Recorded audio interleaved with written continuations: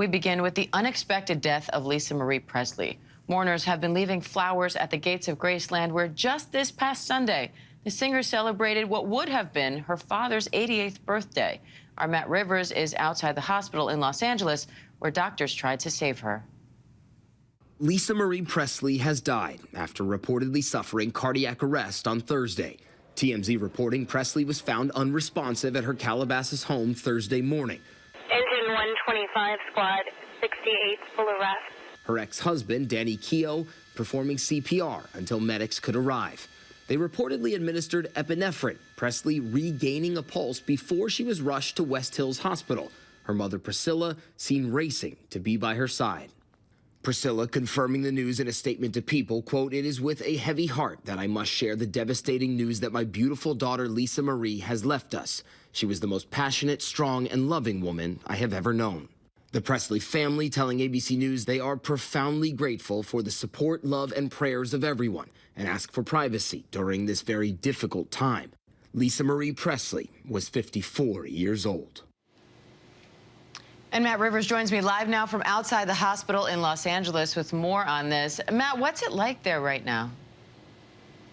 Yeah, there are actually a couple of bouquets of flowers that people have left here outside of the hospital, presumably for Lisa Marie. Quiet, though. It is still very early in the morning here in Los Angeles, but you can expect people in the city here, and not only here, but even more in Graceland, the family home in Memphis. You can certainly expect lots of tributes to pour in there later on today. This was a woman who was well known in her own right, and because she was the only daughter of one of the most famous men to have ever lived in modern times. And so you can definitely expect tributes to pour in. We know, or at least we're waiting to hear from the family on any public details they might share about funeral arrangements and the like moving forward. But so far, Diane, nothing publicly announced as of yet. Such a tragedy for them. Matt Rivers, thank you. And let's bring in the director at the Center for Resuscitation Science at the University of Pennsylvania, Dr. Benjamin Abella, for more on this. Dr. Abella, thank you for being here. You know, Lisa Marie went into cardiac arrest. People often assume that means a heart attack, but they're not quite the same thing. Can you explain the difference between those two terms? Yeah, thanks. It's an important question. So a heart attack is when you have a blockage to the artery to the heart, to one of the coronary arteries.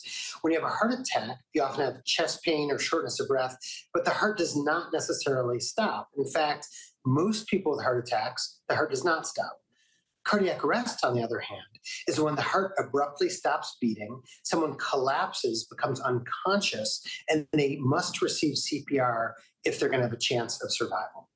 And I know, of course, you haven't treated Lisa Marie, but she was a woman just 54 years old. How common is it for something like this to happen for a woman her age?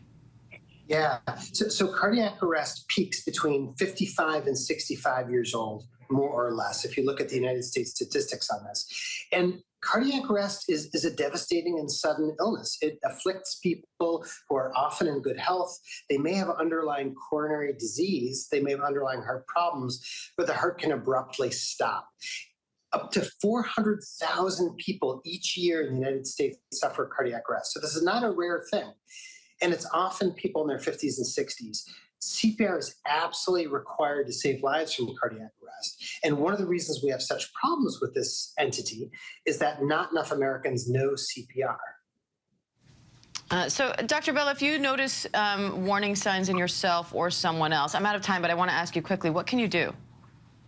Yeah, so certainly if you're having chest pain or you're feeling like you're about to pass out, these could be medical emergencies, and you should seek medical attention and or call 911.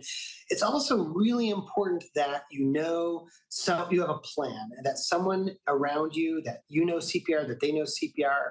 And at workplaces, certainly, and other locations, having a defibrillator, an AED available, can be an important part of the emergency plan.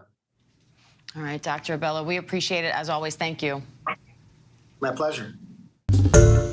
Hi, everyone. George Stephanopoulos here. Thanks for checking out the ABC News YouTube channel. If you'd like to get more videos, show highlights, and watch live event coverage, click on the right over here to subscribe to our channel. And don't forget to download the ABC News app for breaking news alerts. Thanks for watching.